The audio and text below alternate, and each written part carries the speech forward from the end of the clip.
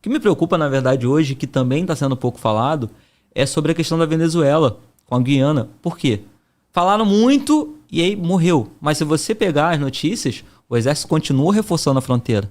O assunto não acabou. Até porque, o que está acontecendo agora? A gente está tendo um realinhamento dos eixos econômicos e ideológicos pelo mundo, com uma polarização cada vez mais intensa entre Rússia e Estados Unidos e a China tangenciando o negócio ali. E por mais clichê que possa parecer, parece até nome de vilão do James Bond, mas o Putin está criando a nova ordem mundial. Ele literalmente escolheu esse termo, nova ordem mundial, onde ele está juntando Rússia, China, Irã, Coreia do Norte e mais um país que eu não me recordo agora. O que esses países têm em comum? Esses países têm em comum serem países ditos democráticos que elegem seus representantes, mas estão com o mesmo cara no poder há mais de 20 anos. E eles estão se organizando e apoiando diversos países, inclusive a Venezuela, porque eles querem criar novos aliados que possam fazer frente à OTAN e aos Estados Unidos. E não existe ainda um parceiro forte para eles aqui na América Latina. O Brasil seria uma opção, mas o Brasil, os nossos militares são legalistas, não vão apoiar um golpe de Estado, seja ele de direita nem de esquerda. E nós temos uma estrutura continental, o país é continental, para você unificar isso em torno de uma causa é complicado. E a Venezuela, hoje, os seguranças do Nicolás Maduro são membros do Grupo Wagner, que fazem a segurança dele, e a Venezuela necessita de recursos para poder ser a nova Cuba. Porque qual foi o problema com Cuba e os Estados Unidos? Foi que Cuba seria usado como base de lançamento de mísseis contra os Estados Unidos. E hoje a Venezuela está começando a assumir esse papel. Só que a Venezuela, para conseguir isso, ela precisa estabilizar a economia dela. E tomar a região de Essequibo, que tem muito recurso de petróleo ali, é essencial para ela conseguir recolocar a economia nos eixos. Só que, taticamente, não dá para a Venezuela fazer isso sem passar por território brasileiro. E o exército brasileiro realmente está preocupado com isso e está colocando cada vez mais armas, tanques, mísseis contra veículos lá. E quando eu digo continua, é porque ontem o comandante do exército estava lá vistoriando a chegada de novos veículos. Ontem isso estava acontecendo. Então, assim, o pessoal está pensando que já passou o risco lá e não passou. E essa movimentação da OTAN fazendo exercícios lá na Europa, numa prévia de guerra contra a Rússia, faz com que cada vez mais seja interessante para a Rússia esse posicionamento da Venezuela, para que tenha mais uma frente de ataque aos Estados Unidos. Então, assim, e o Brasil vai ficar no meio dessa guerra toda. Eu não imagino o Brasil necessariamente sendo atacado em larga escala ao longo do território brasileiro. Mas essa questão da Venezuela com esse Essequibo ali, com a Guiana, pode sim respingar alguma coisa para o Brasil. A gente tem um tratado de multidefesa dentro da Europa, dentro da América Latina, onde qualquer país que seja atacado da América Latina deve ser defendido, inclusive pelo Brasil. Então, se a Venezuela ataca a Guiana, o Brasil é obrigado a defender a Venezuela. E é uma situação muito delicada, porque o Brasil é aliado da Rússia, o Brasil é aliado da China e o Brasil é aliado dos Estados Unidos. Então, a gente está numa posição que ela é muito sensível. E, cara, uma guerra mexe até com tráfico. Porque a Ucrânia, por exemplo, ela era uma rota e uma produtora de cocaína. Com a guerra, deu ruim para os traficantes porque ferrou algumas rotas de tráfico da Ucrânia. E aí esses traficantes tiveram que migrar para outros países da Europa para poder movimentar. Então as pessoas estão pensando assim, mas se der guerra em Roraima, o que tem em Roraima? O que tem em Roraima? Primeiro, brasileiro. Tem pessoas lá. A gente tem que se preocupar com elas. E segundo, Roraima também é rota de tráfico. Também é rota de arma. Se dá ruim lá, alguma coisa vai ter que se reorganizar porque o Comando Vermelho não vai querer parar de traficar. Então, as pessoas acham muito que é problema deles lá, isso não me afeta. Afeta. Um esforço de guerra afeta a economia muito. A Ucrânia só está sobrevivendo porque ela está recebendo bilhões e bilhões de recursos estrangeiros. Porque ela, por si só, sua economia não teria condições de se manter. As pessoas falam assim, mas o Brasil realmente não está preparado para uma guerra. Entre aspas. Primeiro, o Brasil é uma tropa especializada em defesa de território. O Brasil não é uma tropa de ataque. Até pela nossa Constituição. Nossa Constituição proíbe que a gente entre em guerra. Sim. Mas se tratando de defesa territorial, nós somos muito bons no que fazemos. Tanto que o Brasil dá aula para outros países. O Brasil não é um país fraco como as pessoas imaginam. Tanto que agora o Brasil assumiu a guerra contra os piratas lá na... O Brasil assumiu a guerra contra os piratas que estão atacando ali os navios americanos, que estão atacando os navios ingleses lá no Estreito Árabe ali. O Brasil que está comandando essa operação lá. Então você dizer que o Exército Brasileiro, que as Forças Armadas brasileiras são incompetentes, é uma inverdade.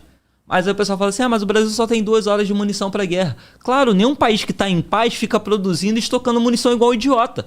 Agora, a hora que o bicho pegar, o Brasil vai começar a produzir. Só que produzir custa caro. E aí, esse dinheiro vai sair de onde? Vai sair do imposto. O imposto, se a gente começa a gastar mais com guerra, falta na saúde, falta na educação, falta na infraestrutura, falta em uma série de outras coisas. Então a galera não entende que tudo está interligado, cara. Aí o nego fala assim, não é só fazer guerra. Não é só fazer guerra. Não, é só ignorar. Também não é só ignorar. Tá tudo interligado, cara. E tu acha que esse momento está mais perto do que nunca? Tá. Tanto, e aí as pessoas falam em teoria da conspiração também, Zuckerberg está construindo bunker antinuclear, Bill Gates está construindo bunker antinuclear, todos os bilionários do mundo estão construindo os bunkers deles para se proteger de uma guerra nuclear. Aí a gente aqui tá achando que tá tranquilo, que não vai dar nada, que o mundo tá seguro. O cara tá gastando milhões de sacanagem. Entendeu? Não, isso está muito perto. Tanto que essa movimentação da OTAN é a maior movimentação da OTAN. 95 mil homens? 95 mil homens, cara. 95 mil homens para se preparar. E o exercício, é claro, se preparar para uma guerra contra a Rússia. Tá cada vez mais perto. Tá, e aí tu falou aqui da América Latina, América do Sul, e aí você cita que Venezuela é a nova Cuba e que é uma posição estratégica e tal, e o Brasil está aqui do lado, né? Tu citou a instabilidade no Equador também. Tu acha que esses movimentos todos, então, já é o dedo do russo esperando para esse momento de guerra com a OTAN e aqui vai ser estratégico? O Equador nem entra nesse cálculo, não. O Equador se tem questão de segurança pública. Mas a Venezuela, sim, sem dúvida, tem dedo dos russos, porque a Rússia hoje é a maior financiadora do projeto bélico da Venezuela, enviando aviões para lá, enviando munição para lá, enviando equipamento para lá. Inclusive, como eu falei, a proteção pessoal hoje do Nicolás Maduro é feito pelos membros do grupo Wagner. Cara, isso é algo inegável. Inegavelmente, a Rússia tem um interesse estratégico militar na Venezuela. E aí o nego vai falar assim, mas só na Venezuela não. Por exemplo, você olha para o Níger e mais 3 ou 4 países ali da África. Esses países já mudaram sua posição com relação à OTAN, com relação à França, Europa. E estão declarando apoio abertamente à Rússia. Inclusive tem um partido equivalente ao PT lá na África do Sul, que já está também tentando assumir o poder e declarando que se ganhar, vai mudar o apoio ideológico para a Rússia. Então, mas por que o Níger? O que tem no Níger? Cara, o Níger é um paísinho pequenininho, com 13 mil homens no seu exército. Só que eles são responsáveis por 40% ou 50% da produção de material radioativo que ia para a Europa, que ia para a França, que ia para os países da OTAN, e agora eles não vão mais produzir. Por isso que a França está desesperada. Então, assim, não dá para você achar que nada disso não vai chegar na gente. Cara, vai chegar. De maneira direta ou indireta, vai chegar lá. É isso. Entendeu? Porra, Miquésia é geopolítica também, mano. Essa porra. Miquésia, esse assunto nós estamos falando bastante aqui no canal, cara, sobre quando surgiu a crise na Venezuela. E, de fato, tem vários indicativos que esse mundo de paz está... Na verdade, ele nunca está em paz, né? Sempre tem um conflito aqui e outro. Agora, um conflito em escala mundial, né? E até que ponto o Brasil fica nesse... Não, o Brasil é neutro e tal. Em algum momento, você pode ser neutro até bastante tempo, mas vai chegar um momento que tu vai ter que se posicionar. E aí tem muita preocupação em torno do Brasil, né? Porque o Brasil, pô, até pela posição geográfica, ele, pô, tem que ser aliado dos Estados Unidos, né? Não é que tem, né? Mas sempre... Tende a ser. Tende a ser, exato. E aí, pô, agora esse governo tem uma inclinação à Rússia e China? Talvez ideologicamente sim, pode ser que tenha. Mas o governo americano com Biden também, né? Agora com Trump, aí já fica um pouco mais distante. Mas e aí? Em questões estratégicas, em questões de necessidade... Não quer dizer que o Brasil vai estar do lado da Venezuela. E se o Brasil tiver a favor dos Estados Unidos, não dificulta também o plano do russo com a Venezuela? O problema é que eu não acho que o Brasil vai ficar a favor dos Estados Unidos, até por conta de que quando o governo Lula já manifestou interesse publicamente em fazer parte dessa nova ordem mundial. Cara, esse nome é muito clichê, mas é literalmente assim que o Putin definiu isso. Porque qual é o lance desses países? Não se trata só da questão econômica, porque o Brasil já faz parte, já faz negócios com esses países, com exceção da Coreia do Norte.